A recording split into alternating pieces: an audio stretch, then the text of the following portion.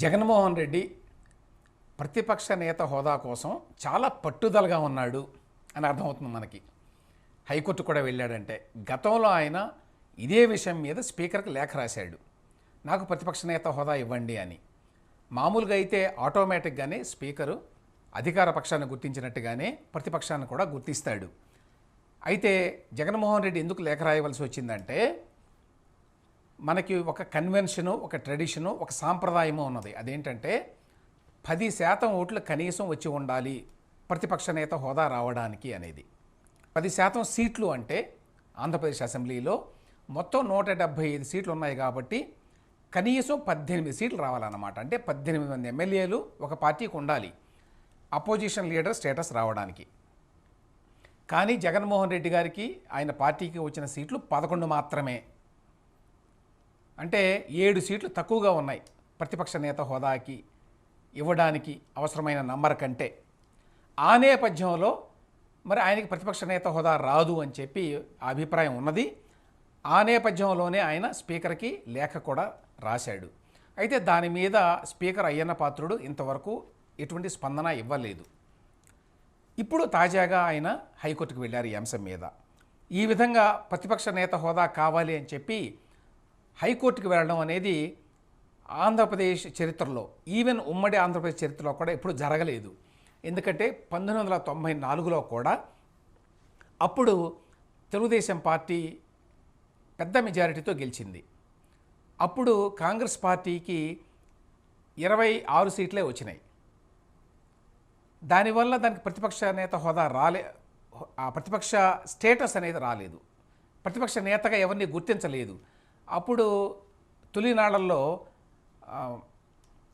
జనార్దన్ రెడ్డి గారు, ఆయన ఎమ్మెల్యేగా ఉండేవాడు, ఆయన నాయకుడిగా ఉండేవాడు. ఆయన అడిగాడు తనని గుర్తించమని, కానీ గుర్తించలేదు అప్పటి స్పీకరు. అందువల్ల 94 ఎన్నికల్లో కూడా ఆంధ్రప్రదేశ్ అసెంబ్లీలో ప్రతిపక్ష నేత హోదా ఎవ్వరికీ కూడా లేదు. అదే ఇప్పుడు కూడా పునరావృతమైంది. అయితే అప్పట్లో ఎవరు కూడా కోర్టుకు వెళ్ళలేదనుకోండి. అదేవిధంగా మీరు చూస్తే 2014లో కేంద్రంలో కాంగ్రెస్ పార్టీకి చాలా తక్కువ సీట్లు వచ్చినాయి. అక్కడ 542 సీట్లు వచ్చినాయి. అంటే 55 సీట్లు కనీసం ఉండాలంటే 55 మంది ఎంపీలు లోక్సభకి ఎన్నికైతేనే ఏదైనా పార్టీకి ప్రతిపక్ష పార్టీ అనేటువంటి హోదా వస్తుంది. ఆ పార్టీకి ఒక ప్రతిపక్ష నేత కూడా ఉంటాడు. అయితే 2014లో కాంగ్రెస్ పార్టీకి అన్ని సీట్లు రాలేదు. తర్వాత 44 సీట్లు అనుకుంటాను 2014లో వచ్చింది. తర్వాత 2015లో 52 సీట్లు వచ్చినాయి కాంగ్రెస్ పార్టీకి. అంటే ప్రతిపక్ష నేత హోదా రావడానికి ఒక 2-3 సీట్లు మాత్రమే తక్కువ వచ్చినాయి, ఎంపీలు మాత్రమే తక్కువ ఉన్నారు. అయినా కూడా కేంద్రంలో ఉన్న బీజేపీ ప్రభుత్వం ప్రతిపక్ష హోదా ఇవ్వలేదు కాంగ్రెస్ పార్టీకి. అప్పట్లో గతంలో సుమిత్రా మహాజన్ స్పీకర్గా ఉండేవారు. ఆవిడ అప్పట్లో ఏమి అనౌన్స్ చేసిందంటే, అటార్నీ జనరల్ గారు అడ్వైజ్ ఇచ్చారు. ఆయన అడ్వైజ్ ప్రకారం కనీసం 10% లేకపోతే ప్రతిపక్ష నేత హోదా రాదు. ఇక్కడ నెక్స్ట్ ఇంపార్టెంట్ పాయింట్ ఏమిటంటే, ఏంటి ప్రతిపక్ష నేత హోదా అనేది?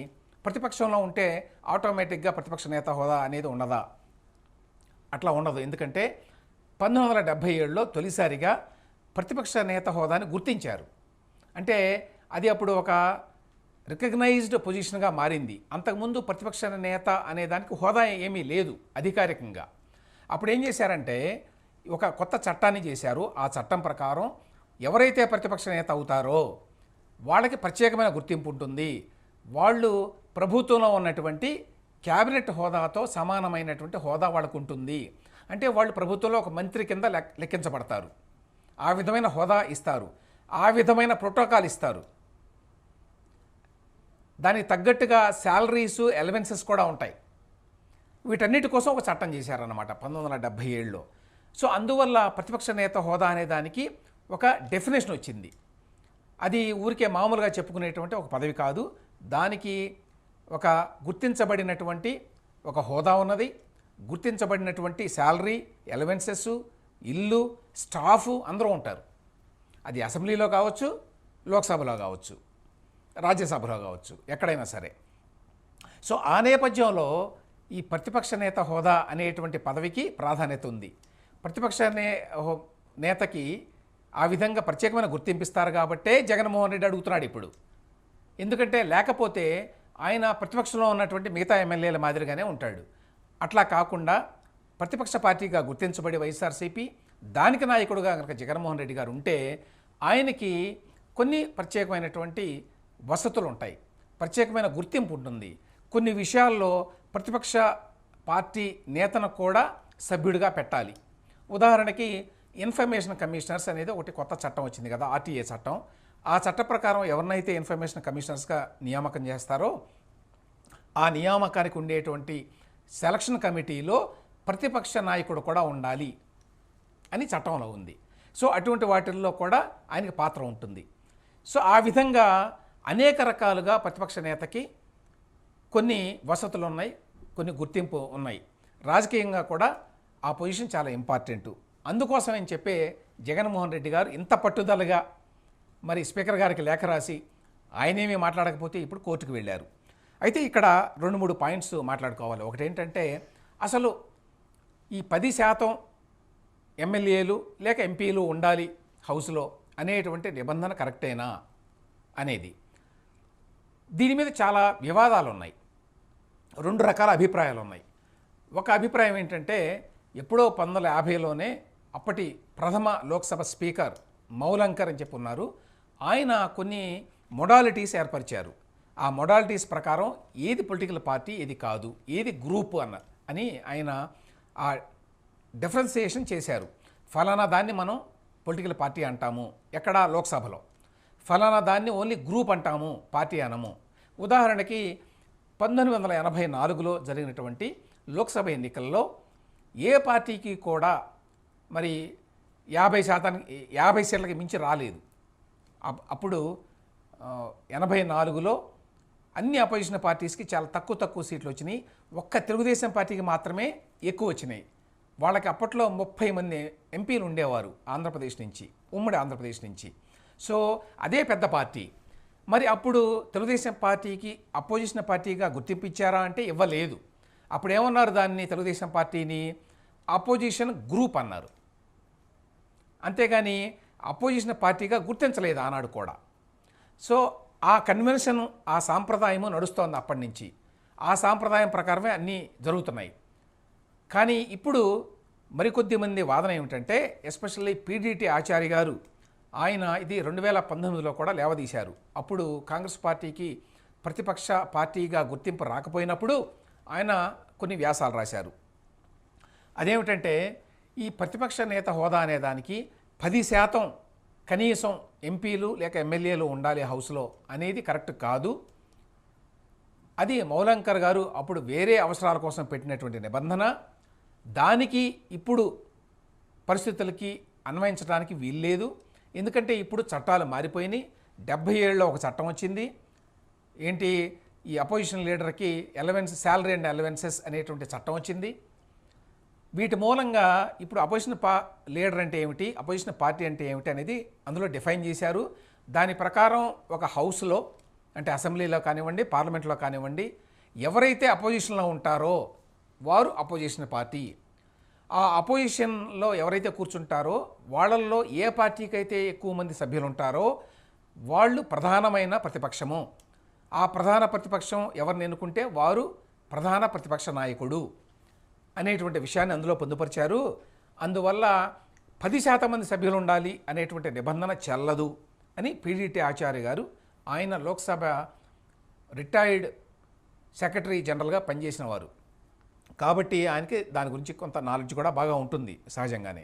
అయితే మరో పక్కన నేను ఇంతకుముందు చెప్పినట్టు లోక్సభ తొలి స్పీకర్ మౌలంకర్ గారు కొన్ని నిబంధనలు ఏర్పరిచారు. ఆ ప్రకారమే జరుగుతూ వస్తోంది. గతంలో కూడా 2014కి ముందు కూడా 1984లో ఉన్నది. నిజానికి 1977 వరకు కూడా ప్రతిపక్ష నాయకుడు హోదా ఎవరికీ లేదు. అప్పుడు ఇందిరాగాంధీ గారు ఉన్నప్పుడు కూడా లేదు. ఎందుకంటే అప్పుడు కూడా అపోజిషన్ పార్టీకి దేనికి కూడా 10% సంఖ్యలో మరి మెంబర్స్ ఉండేవారు కాదు. ఆ తర్వాత 2014లో మన కళ్ళ ముందు ఇటీవల కాలంలో 2014లో కాంగ్రెస్ పార్టీకి తగినన్ని సీట్లు రాలేదు కాబట్టి అపోజిషన్ స్టేటస్ లేదు. 2019లో కూడా 2014 కంటే ఎక్కువ వచ్చిన సీట్లు 55 సీట్లు రాలేదు. 52 సీట్లే ఎంపీలే గెలిచారు కాంగ్రెస్ పార్టీ నుంచి. అందువల్ల అప్పుడు కూడా ఇవ్వలేదు. అప్పుడు కూడా సుప్రీంకోర్టు దీన్ని ఎంటర్టైన్ చేయలేదు ఈ కేసుని. కాబట్టి ఇప్పుడు ఇక్కడ హైకోర్టు ఎంటర్టైన్ చేస్తుందా జగన్మోహన్ రెడ్డి గారి పిటిషన్ అనేది నెక్స్ట్ క్వశ్చన్. ఈ విషయాలకు సంబంధించి సాధారణంగా స్పీకర్దే తుది నిర్ణయంగా ఉంటుంది. అంటే స్పీకర్ని క్వశ్చన్ చేసేటువంటి అధికారం కోర్టులకు ఉండదు. కోర్టులు సాధారణంగా స్పీకర్ నిర్ణయాలను ప్రశ్నించడానికి ఇష్టపడవు. హౌస్కు సంబంధించినంత వరకు, అంటే అసెంబ్లీ కానీ పార్లమెంటు కానీ వాటికి సంబంధించినంత వరకు కూడా స్పీకర్దే తుది నిర్ణయం అని గతంలో చాలాసార్లు కోర్టులు చెప్పినాయి. కాబట్టి ఇప్పుడు స్పీకర్ని కోర్టు ఆదేశించగలదా, మీరు జగన్మోహన్ రెడ్డి గారిని అపోజిషన్ లీడర్గా గుర్తించండి అని చెప్పి మరి డైరెక్షన్ ఇవ్వగలదా అనేది ఒక పెద్ద ప్రశ్న. ఆ విధంగా జరిగేటువంటి అవకాశం మామూలుగా అయితే లేదు. ఎందుకంటే గతంలో స్పీకర్కి సర్వాధికారాలు ఉంటాయి హౌస్లో అని చెప్పి మరి చాలాసార్లు కోర్టు తీర్పులు వచ్చినాయి.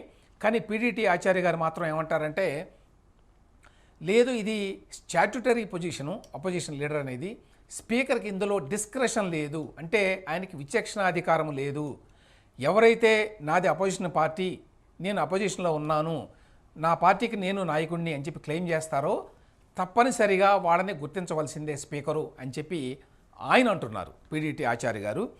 కానీ గతంలో మాత్రం ఎప్పుడు హౌస్కి సంబంధించినంత వరకు స్పీకర్దే తుది నిర్ణయం అని చెప్పి కోర్టులు చాలాసార్లు చెప్పినాయి. కాబట్టి ఇప్పుడు హైకోర్టు ఏమంటుంది అనేది అందరూ ఉత్కంఠతోటి ఎదురు చూడాల్సినటువంటి విషయం. కోర్టు ద్వారా జగన్మోహన్ రెడ్డి గారు సాధించుకోగలరా అనేది. కానీ గతంలో నేను చెప్పినట్టు గతంలో ఉన్నటువంటి ప్రెసిడెంట్స్ కనుక చూస్తే అది మరి సాధ్యమయ్యే విషయం కాదు. ఒకవేళ హైకోర్టులో కూడా ఆయనకు అనుకూలంగా నిర్ణయం రాకపోతే అప్పుడు జగన్మోహన్ రెడ్డి గారు అసెంబ్లీకి రావడానికి ఇష్టపడతారా, ఒక సాధారణ ఎమ్మెల్యేగా ఉండటానికి ఇష్టపడతారా అనేది నెక్స్ట్ క్వశ్చను. ఎందుకంటే ఆయన ఇప్పటివరకు ఒక సాధారణ ఎమ్మెల్యేగా అసెంబ్లీలోకి అడుగుపెట్టడానికి ఇష్టపడడం లేదు. ఆయనకి తీవ్రమైనటువంటి వైముఖ్యం ఉంది ఆ విషయంలో.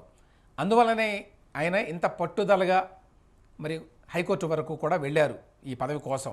కాబట్టి హైకోర్టు దీని మీద ఏముంటుంది, ఏ రకంగా రెస్పాండ్ అవుతుంది అనేది మనం అంతా ఎదురు చూడాలి.